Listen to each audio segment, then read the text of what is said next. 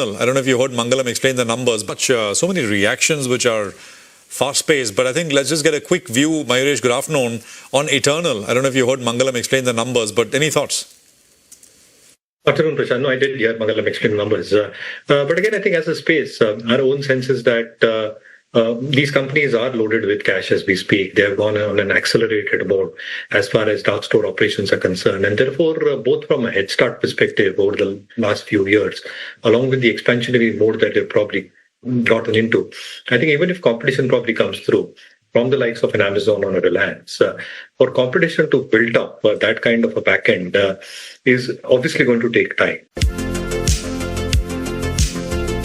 City probably plays out, and therefore I think the management commentary that a large part of competition is now getting gestated into is a point well taken. However, I think our concerns lie on two fronts. One, in terms of how will the margins expand, if margins are going to remain steady state or around the same levels as we speak.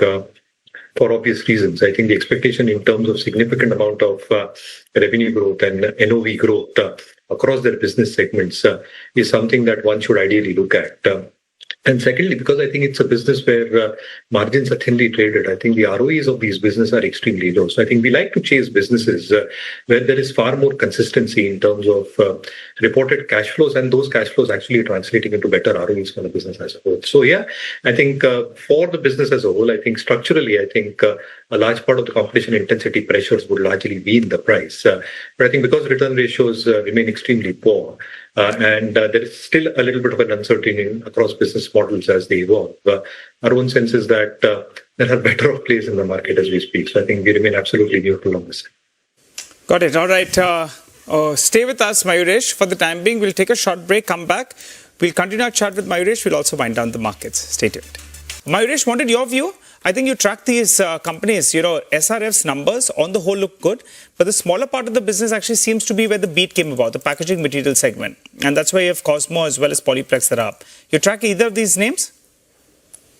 Yes, I do, Nigel. Afternoon to you as well. And therefore, I think the expectation largely is that since the packaging part of the business has done well, I think they had an alternate press release that they're also expanding their business. So I think they're putting in a 25,000 MTPA BOPET plant or a 250 crore capex.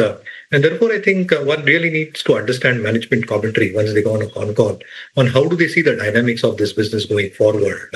You're already seeing that there is significant amount of capacity additions that are probably happening across the globe. When it comes through both parts, the BOPP part as well as the BOPET part, that probably happens. And therefore, the trends in terms of demand-supply dynamics, pricing, input costs obviously depend a lot in terms of crude derivatives as well. And therefore, how does that play a portion in terms of the management thought process in terms of putting in that capex for expansion of the capacities will obviously give us the flavor in terms of how Cosmo or to a certain extent the other packaging films are probably placed. But yes, I think the smaller part of the business for SRF, including technical textiles, has probably done. Indusen will report. We'll have the expectations come up on your screen. Any thoughts on this one? It's come off the lows, Mayuresh. Bit of a turnaround story here. I mean, if you want to believe it, but 1% higher. I think the street probably believes, Prashant, that the worst is probably over and they're starting probably with a clean slate, with the kind of provisioning that they've probably recorded on the balance sheet.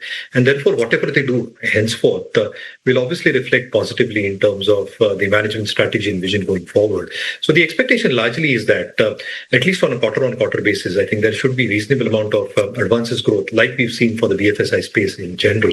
But generally, I think in terms of management of their balance sheet, how do they manage the liability side well over the next few quarters, the NIM guidance that they probably give out and the asset quality, I think there is expectations of runaway growth for IndusInd Bank. Unfortunately, we don't own IndusInd Bank as we speak.